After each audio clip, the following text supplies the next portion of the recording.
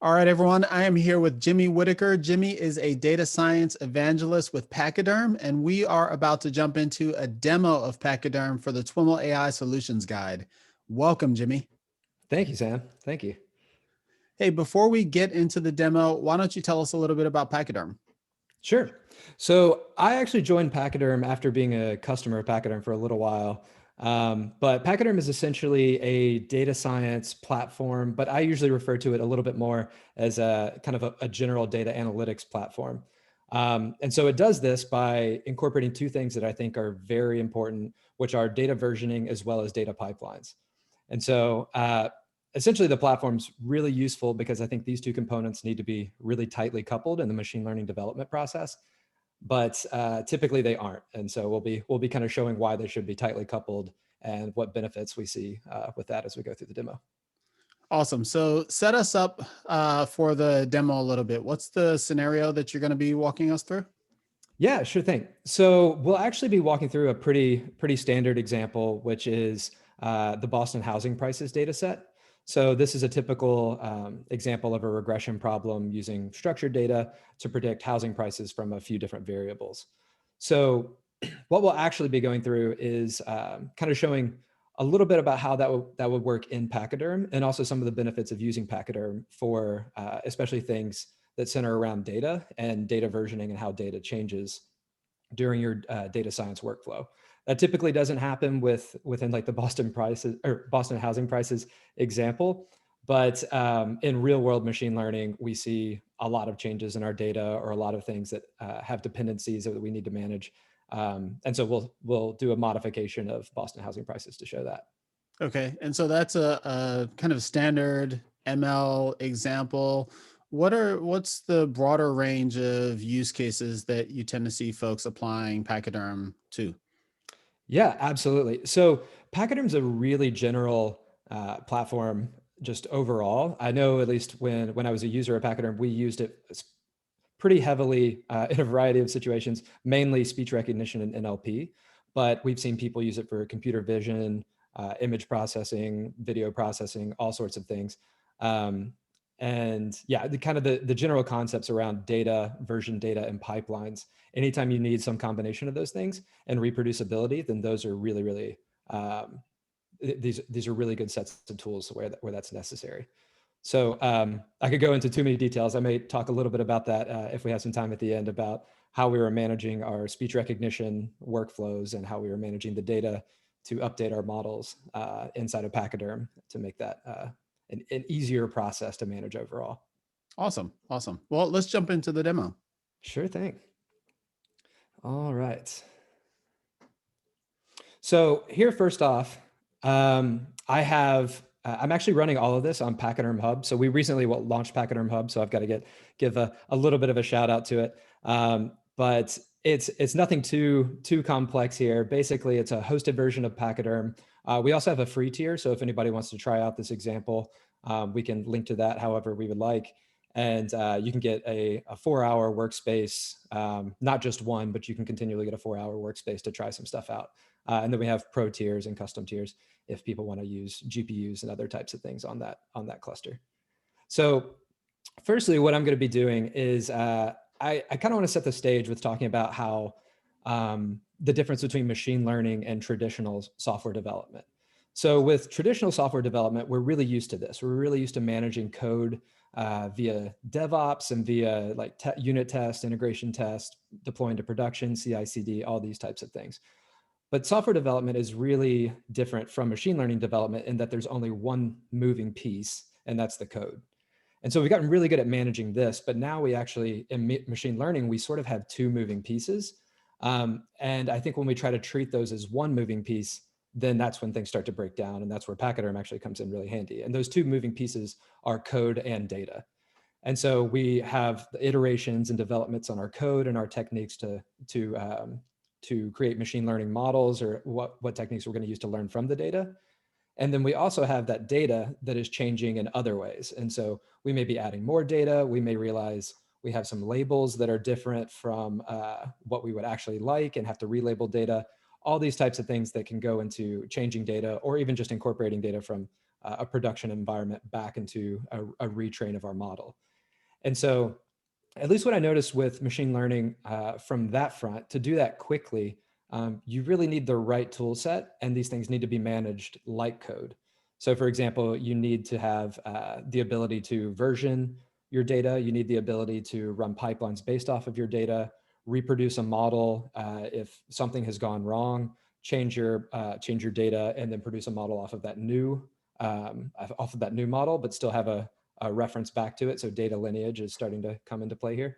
And so that's kind of what we'll be exploring in this. So it's incredibly, Pachyderm itself is incredibly flexible, but these basic concepts of data versioning and data-driven pipelines can be extended to really difficult machine learning problems from just a few simple concepts. And so that's what we'll walk through. Great. So yeah, so we'll start with a really simple thing. So data inside of Pachyderm is organized into data repositories. And so I'm gonna try to scoot this over so we can see kind of both things going on. And so the first thing I'm gonna do here is I'm gonna create a data repository. So inside Pachyderm, these repositories are essentially, we can think of them almost as like a file system or even like a Git repository to some degree, where we're gonna put files here. But these files are also associated with commits. As we can see right now, I have 0 commits, 0 branches, but we can kind of do everything, most everything that we would want to do with code, except we can do it with data now. And it'll actually be able to scale up. So one of the issues with using Git to manage your data sets is scale. Git's very much built for kind of textual data. And once you start getting large numbers of binary objects or just large files in general, they can become much, much more difficult. Right. So the next thing we'll do, again, this is super simple starting out, is we're just going to put just a very simple like CSV file here.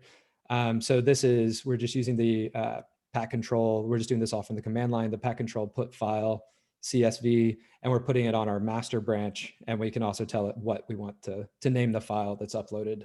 So nothing too complex there. But then if I go over to my Pachyderm dash, we should see, just going to refresh in case something is, oh, I'm in the wrong directory. Let's go back. Here we go. Now, okay, so I'm going to not do that. Always the demo guides. Always. Now the pack control command you used looked fairly familiar. Kind of the control reminds me of like Kubernetes, and the put, seemed like a fairly intuitive way to do what you're doing. Absolutely. So it's very similar to Kubernetes. In fact, Pachyderm is built on top of Kubernetes, so you can use all the benefits of scaling out well, in our case, it will be pipelines, but scaling out pods to be able to run jobs in parallel and even coordinate the dependencies on different jobs. But it's very, very Kubernetes-esque in that sense. You're absolutely right. So we tried to keep things as simple or as closely tied to that type of workflow as possible. Okay, so now that I'm in the right directory and actually have the file that I'm putting there. So very simple. So right now we can see I have one commit and one branch. It automatically created my my master branch when I put the file on master. And so I can look at this file, and it's a pretty standard CSV. So the Boston housing prices data set, I'll just kind of talk about it for a second. This is, there's right here, I only have 3 features just to keep it simple, but this is the median value of the home. This is the number of rooms. And then some of these are like pupil teacher ratio for schools in the area. So kind of some common things that you would see for estimating what a house or what the price of a house would be, the area that it's in and like how many rooms and those kinds of things. And so, so what we can actually do now is we've put some data there, but we're going to now create a pipeline off of that data. Now, before I submit this, I'm going to show you what this pipeline actually looks like.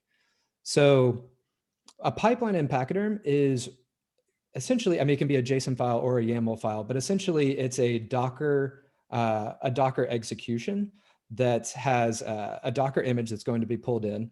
It's going to have an entry point command And then we're also going to tell it what inputs, which are going to be data repositories, to map inside of the Docker container when it runs. And so this is really powerful. And there's a couple of other features here that I'll get to in a minute. But this is really powerful because we can have all kinds of combinations of inputs to into our pipeline, and we can handle our data in different ways. But this allows us to be able to scale out, but also create a number of directed acyclic graphs, if you will, or just graphs of computation with these pipelines. Mm-hmm. And that abstracts a lot of what I typically think of as complexity in like container networking and container storage connections. And that can be, if you're doing it manually, that can be pretty painful. Absolutely, absolutely. And it can get so complex. Here we want to keep it as simple as possible, because even these files, these inputs are mapped in essentially as a file system. So they're mapped in /PFS or Pachyderm file system inside of the container. So if you write a Docker container or a Python package or something like that, that's used to interacting with files from the file system, it can almost seamlessly transfer over to Pachyderm, making it very simple to actually roll out a pipeline inside of Pachyderm. Okay. And then one other thing I'll mention here is there's also this notion of Pachyderm file system out. So any files that we actually place in this output directory, so if we write files to this output in particular, it'll actually create a new data repository named after the pipeline itself, so that we can then access those artifacts, and those artifacts are also versioned. So we'll see that right now. I'll go ahead and deploy this pipeline. Should be a nice little animation here. So just symbolically for the dash, this green bit is the new pipeline that's going to be running jobs and those kinds of things. And then this is the output data repository for that pipeline. So any artifacts produced in that pipeline are going to go there.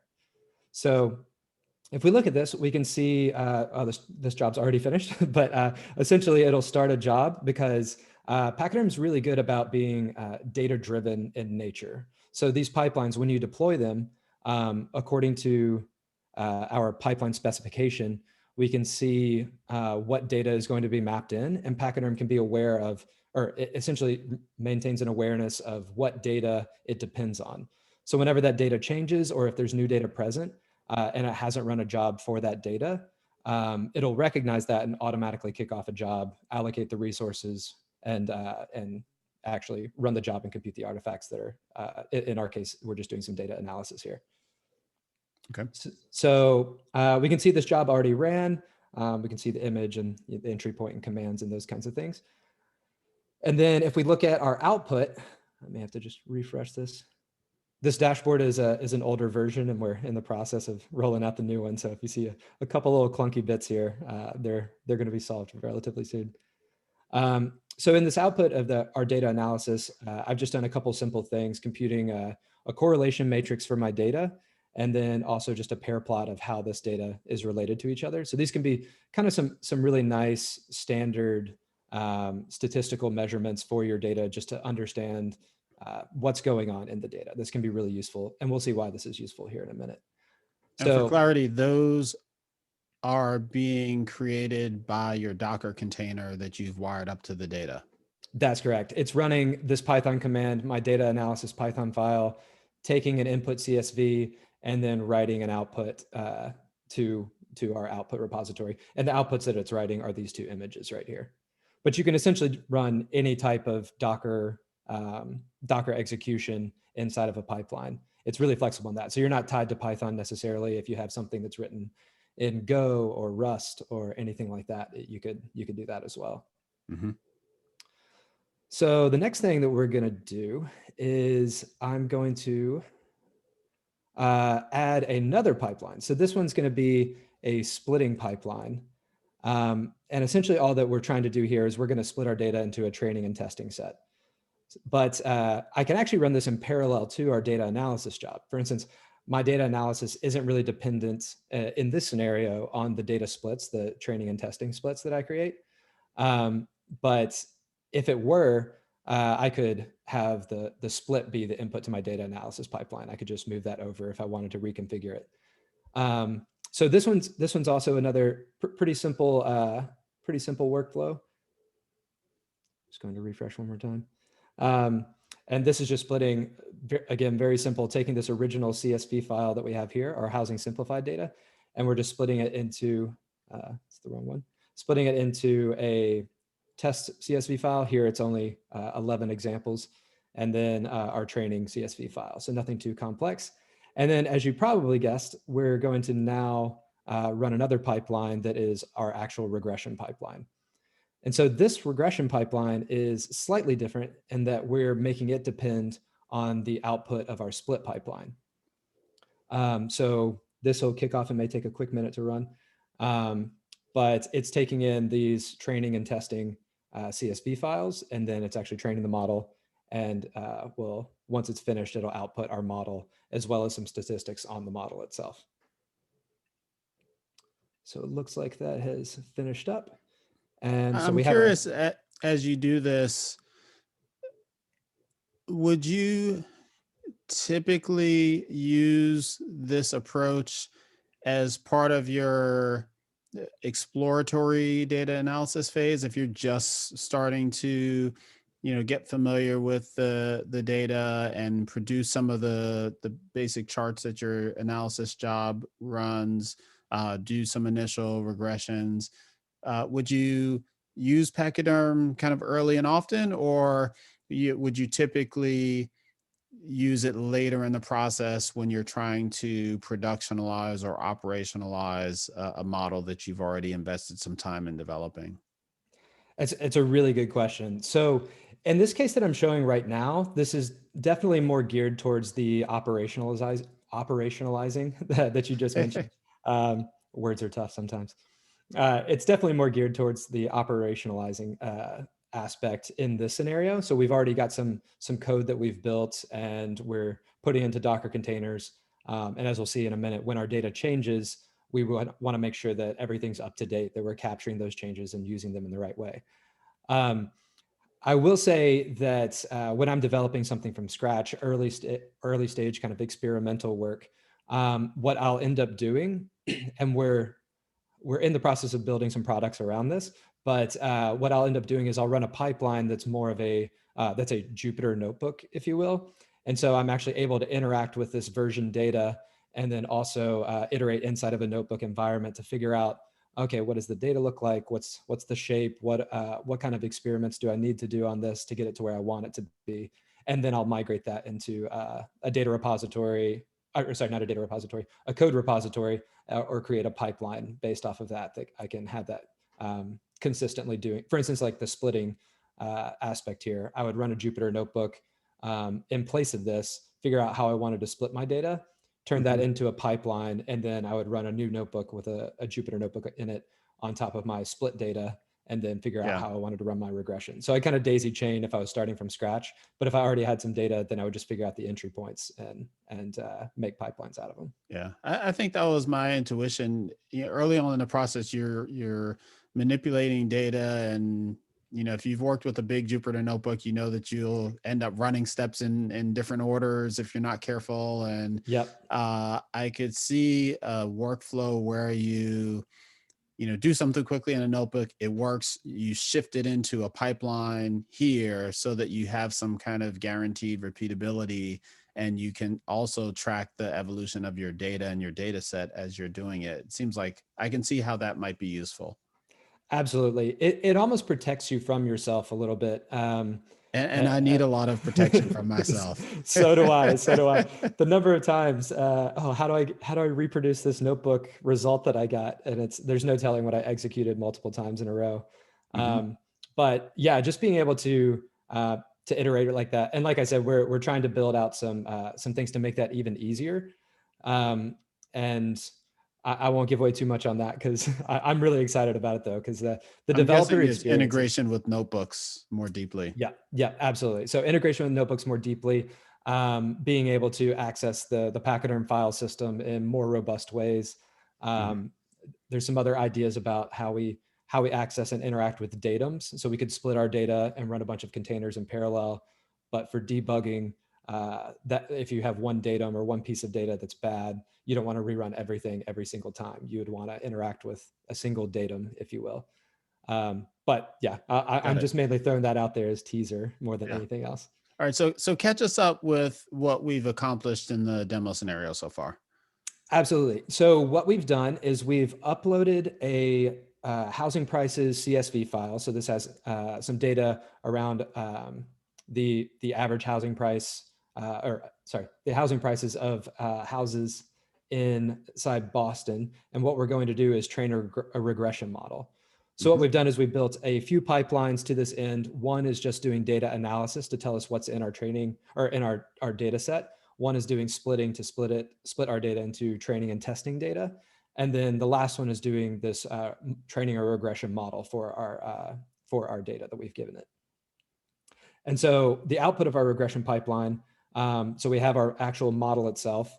This is a learning curve. So this can tell us, okay, if there's a lot of green margin here, then that means it's really dependent on which data we give it. So we probably need to give it more data is kind of the takeaway from this graph, because it's telling us how much our training, our accuracies varied from run to run.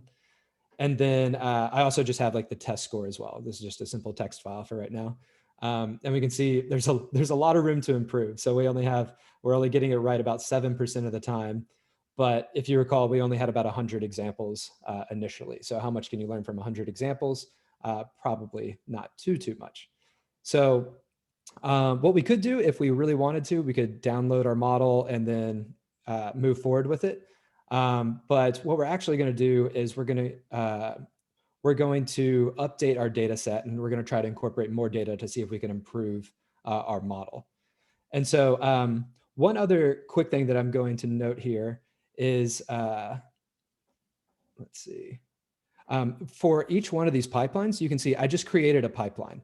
I never told the pipeline to run a job or told the pipeline to update or rerun or anything like that. As soon as the pipeline was deployed, it knew what its inputs were. It grabbed the inputs that it needed, and then it executed a job to do what it was supposed to do. And so that's one of the really cool things that we'll see in a second about Pachyderm is you don't have to rerun or re-execute a pipeline or figure out how to kind of automate sort of CI/CD this process of rerunning something. It's going to run automatically when something changes that it depends on.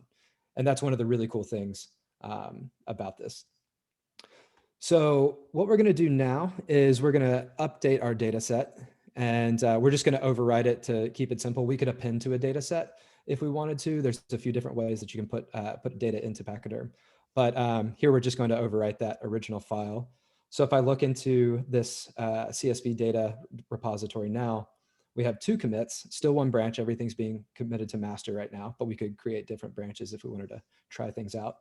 And so if I look at my housing simplified CSV file now, we notice, I only have 100 examples, including the header. I only have 100 examples, but I have this test feature now. I wonder what was going on there. And so this is where I intentionally introduced an erroneous data set here to illustrate a point.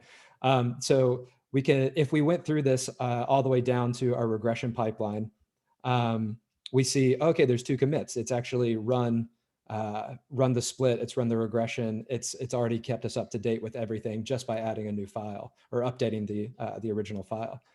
But then if I look at my test results, okay, this seems fishy. I went from 7% with the same number of examples to almost 100%. Something must be wrong with my data. Obviously, of course, something's wrong with my data. But so if I pull up my correlation matrix, I see, oh, okay, this new test feature has a 100% correlation, or like an R-squared value of 1, meaning it's the exact same as my target. And then if I look at the pair plot, we can see this complete linear relationship means that it's I've accidentally just duplicated my my target column here. And so this is obviously a bit of an exaggeration for what you would actually run into with your data sets. But what we can see is, it's kept everything up to date. But since something has gone wrong, we know that we need to roll back. And so what we can do is we can look at the commit list for our data set. We can see the original one I created 16 minutes ago. I updated it about a minute ago. And this is the one that's been the erroneous data set. So I can also look at the differences if I really wanted to between these two data sets. That'll paste in. Oh no. There we go. So this is just showing me, oh yes, everything in my data set has changed. No surprise there. But essentially what I want to do is I want to revert back to the old version. And so what I can do is I can use this slight shorthand, which is, let's see. Yes. So what I'm doing is I'm actually just changing the branch of the original CSV data master to its new head, which is master. It's the parent of master. So that's what that little caret symbol is actually representing. But I could even pass it the commit ID or something to that effect. So then as soon as I do this, then if I go back into my data, I can see, okay, I'm actually right back to where I started. My update to my data set has gone. And if I go back down to my regression model, I can see, oh, it's reverted back to the original data set. Everything is taken care of. As soon as I change the dependency of the upstream or of what something depended on, everything downstream changes and keeps everything in sync. And this is one of the, oh, go ahead. When you did the rollback of your data set, did your downstream task, for example, the regression output, did it rerun with the rollback data or did it roll back itself? It rolled back itself. So it keeps it cached. It knows, here's the full lineage. This is I'm going back to this commit ID and here's the provenance. So it essentially will update everything to that state when that was, when that data set was what it was at that commit. If it's something that's never been run before, so if you iterated on your data sets, added some new pipelines and only had it run on the master and then reverted back to an old commit that had never been run before, then it would rerun or run for the first time, I guess I should say. So, so this is really beneficial. The number of times I've just had someone change a data set or, oh, something's gone horribly wrong, what changed? And being able to look at the lineage, we could even look at the commit history or flush a commit and see everything that change in data had impacted. So if you have multiple models or even in, if you fast forward or extrapolate out a little bit, GDPR type situations where, oh, I need to remove this person's data from all of my models, which models did it impact? Those types of things can be really, really difficult to do without something that's actually versioning your data and knowledgeable about the data. So now, again, just continuing on with the simplicity here, I'm gonna actually update with the data set that I know is the correct one. So I'm making a new commit to my data set with hopefully more files if I did it correctly. And yes, we can see that test feature isn't here. And looks like there's getting close to 500 examples. If I look at my data analysis, we have 4 commits because the commits still exist. It still run those other jobs. They're just not on the master branch at this point. Okay, we're not seeing anything crazy. The correlation, there's more data here obviously than 100 data points, but there's no erroneous examples. Our training splits have changed, or there's more data in our training and testing data itself. So that's good. And then if we look at our regression model, the test results, okay, now our model is getting 83%. That sounds more rational than 100% accuracy. And then if we look at our learning curve, we can see, okay, there's a lot less variation now that we've added more data in the quality and how the quality from model to model actually was impacted. Got it.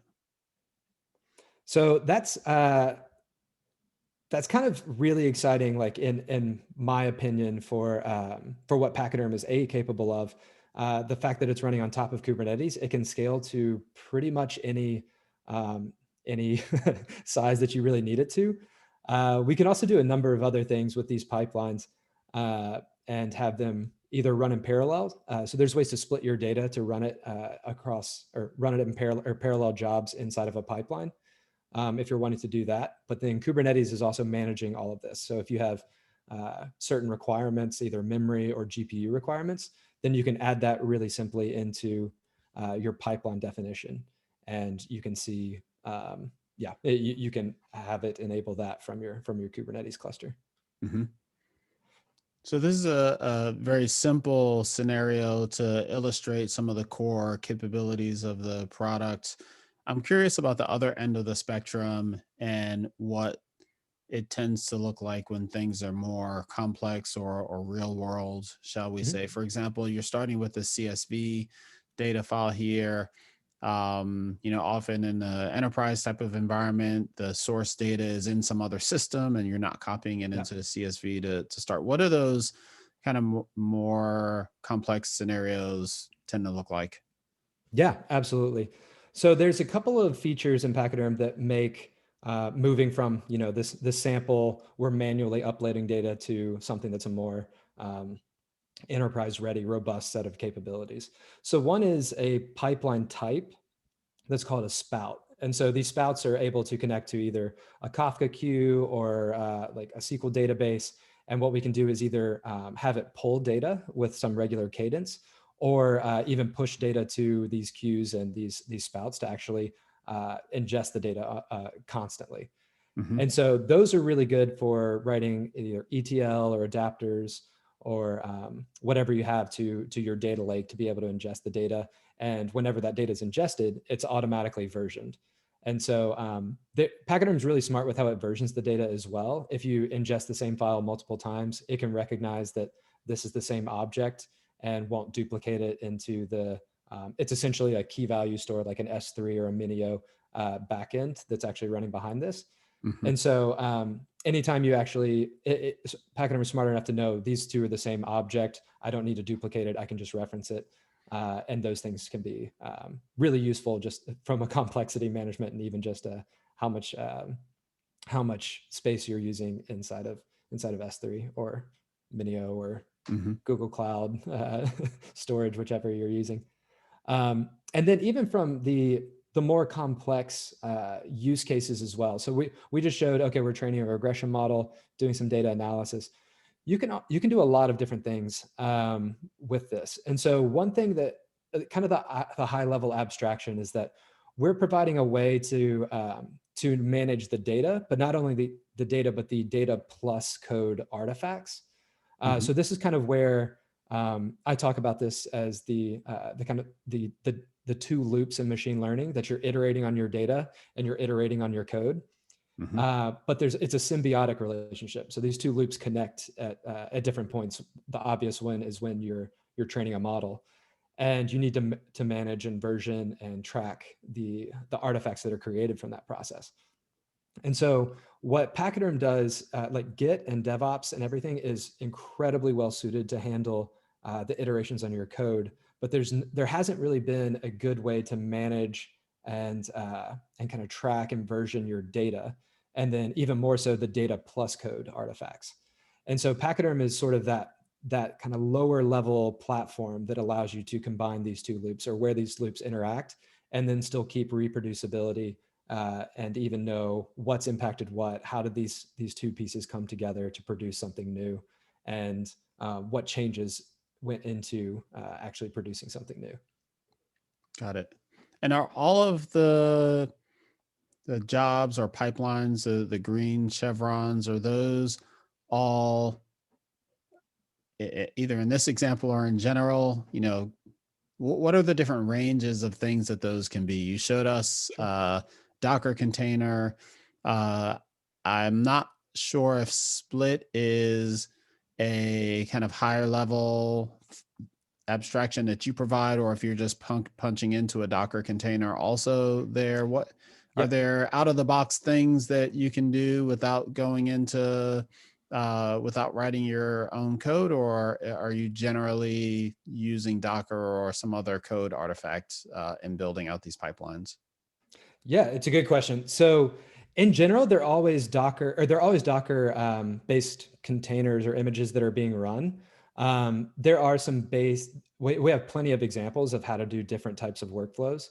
But in general, we've found that at least, I think we're going to probably iterate towards having some of these things standardized and abstracted. But right now it's pretty open. If you can put it in a Docker container and run it, we want to be kind of unencumbering on that front. We want you to be able to run essentially whatever workflow you really need to, because all machine learning problems are a little bit different from each other. Tabular data tends to be a bit more standardized, so CSV files or working with SQL databases or something like that. But especially for me, when I was working on speech recognition or NLP, there was always a different format that you were having to use. There was always a little bit of a different entry point. Maybe you want to format or do some pre-processing on your transcripts before you're actually incorporating those into your model training. There was almost always like data set specific things that we had to do kind of at each stage. So the flexibility is really powerful, but we also have some examples that are good starting points for a lot of these things. Yeah, maybe another way to have asked that question, which you answered well, is, you've got kind of a WYSIWYG, or not a WYSIWYG, but you've got a graphical view of the pipeline, but it's not really your intent to, be like a no code type of environment for building these. Right. This is an enterprise tool. You're building your own code, you're putting it in containers, and this is orchestrating the data and code over a Kubernetes type of environment. Absolutely. Absolutely. And I'll even go a little bit further in that and say, we're, at least for now, where Pachyderm best fits is kind of at that lower layer of your machine learning data science development stack. We do a lot of integrations with other, best in class open source solutions and others to interact with this version data and these data driven pipelines in useful ways. So one example was an open source model serving framework. We would integrate with them to say, okay, once we've actually produced a model, we can either set it up where this will automatically push your model into a staging area where it's running like a shadow deployment or something, running production data into this, but not necessarily using it for production purposes, or things like that. And then in other ways, if we look at the other end of the input output kind of operations that would happen in a machine learning workflow, we've done some integrations with open source labeling environments where, okay, I'm uploading some data, but then I also want to apply human labels to this data. Once I have enough changes or enough human labels to impact my model, then we're going to automatically kick off some of these. So we can even have thresholds for X number of commits or X amount of megabytes of data. Once that's changed, then we're going to kick off downstream pipelines for that.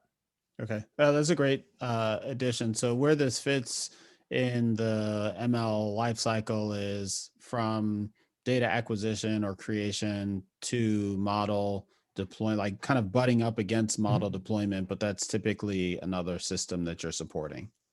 Yeah, exactly. So we can do some types of things, or we have the ability to serve up models or do things on that front, but sometimes people are wanting to do really complex things. Or even in, a lot of times I think of Pachyderm as a really amazing glue layer if you already have a lot of bespoke solutions that you're using, because you can version something, and then if you're pulling something out or putting something back in, you can version it that way. To that extent, I should probably also mention Pachyderm also has an S3 gateway.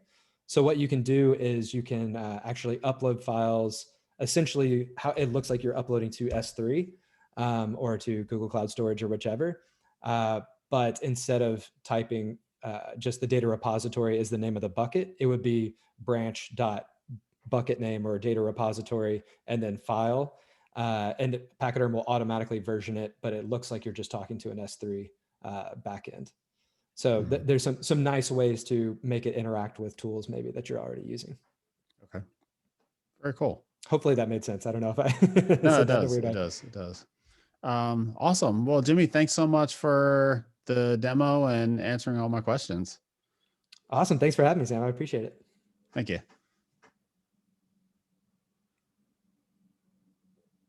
All right, cool. I think we can hit pause on this.